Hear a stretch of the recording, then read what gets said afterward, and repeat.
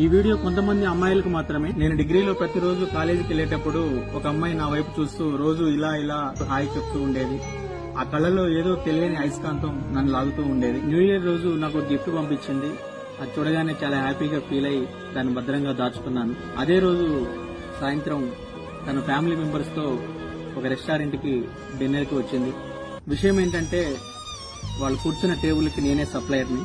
ఉదయం కాలేజీకి వెళ్తూ రాత్రి టైంలో పార్ట్ టైం జాబ్ చేస్తూ ఉండేవాడిని. ఆ నెక్స్ట్ డే వాళ్ళ తమ్ముడు మా రూమ్ కి వచ్చి నిన్న అక్క మీకు ఇచ్చిన గిఫ్ట్ ఇమ్మందని చెప్పేసి తిరిగి తీసుకుని వెళ్ళిపోయాడు. ఇచ్చేటప్పుడు చాలా బాధగా అనిపించింది.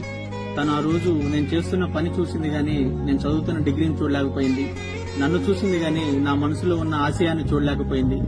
ఇప్పుడు నేను తలుచుకుంటే అటువంటి రెస్టారెంట్ ఒకటి సొంతంగా పెట్టగలుగుతాను. ఇదంతా ఎందుకు చెప్తున్నానంటే ప్రేమించేటప్పుడు 100 సార్లు ఆలోచించి నిర్ణయం తీసుకోగలరు. ఆ తర్వాత కులం, మతం, పేదరికం చూసి వాళ్ళ జీవితాలతో ఆడుకోవద్దు. Thank you.